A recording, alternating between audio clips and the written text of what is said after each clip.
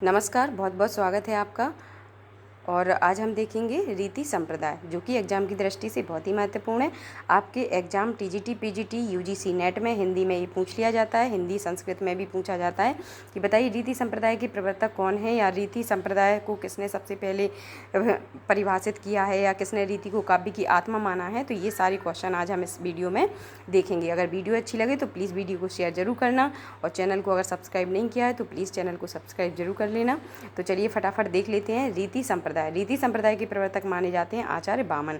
अब रीति का अर्थ क्या होता है, रीति का अर्थ पूछ लिया जाता है तो रीति का अर्थ होता है मार्ग, पंथ, प्रणाली, शैली और पद्धति। क्या होता है? मार्ग, पंथ, प्रणाली, शैली और पद्धति। रीति को किस आचार्य ने क्या कहा है? ठीक है, क्वेश्चन बनता है बताइए मम्मट ने रीति को क्या कहा है, या भरत मुनि ने रीति को क्या कहा है। तो चलिए हम देख लेते हैं कि कुंतक ने रीति को क्या कहा है, मार्ग कहा है।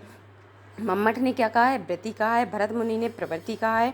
दंडी ने काव्य मार्ग कहा है। आनंदवर्धन ने कहा है संघटना। ठीक है, इनको याद रखना कि कुंतक ने क्या कहा है, मार्ग कहा है।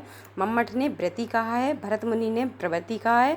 दंडी ने काव्य मार्ग कहा है। और आनंदवर्धन ने क्या कहा है, संघटना कहा है रीति को। ठीक है, बामन विशिष्ट पद रचना रीति, ये परिभाषा किसकी है?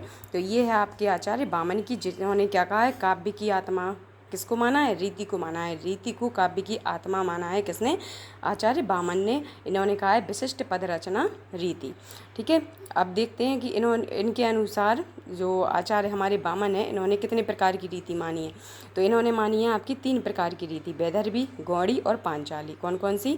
वैदर्भी, गौड़ी और पांचाली। वैदर्भी रीति में क्या होता है, ये समास रहित होती है और इसमें करुण, हास्य, श्रृंगार का प्रयोग किया जाता है। ठीक है, और गौड़ी रीति क्या है? गौड़ी रीति में दीर्घ समास और ओज गुण का प्रयोग होता है, इसमें रौद्र रस का प्रयोग होता है।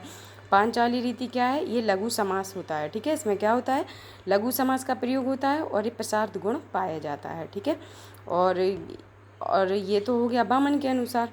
अब जो हमारे और आचार्य हैं, इन्होंने भी अपने अपने अनुसार मत दिए हैं कि रीति को इन्होंने किस नाम से पुकारा है। ठीक है, या क्या नाम दिया है रीति को। तो सबसे पहले देखेंगे हम दंडी और भामाएं।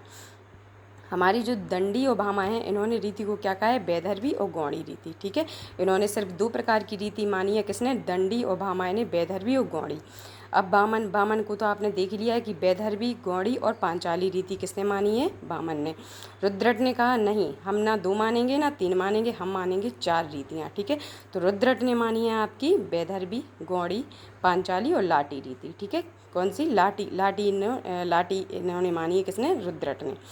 अब महाराजा भोज आ गए हैं। भोज ने कहा कि हम ना 2 मानेंगे ना 3 मानेंगे ना 4, हम मानेंगे 6 रीतियाँ। ठीक है, तो इन्होंने कौन सी मानी है? वैदर्भी, गौड़ी, पांचाली, लाटी, और इन्होंने अवंतिका और मागधी।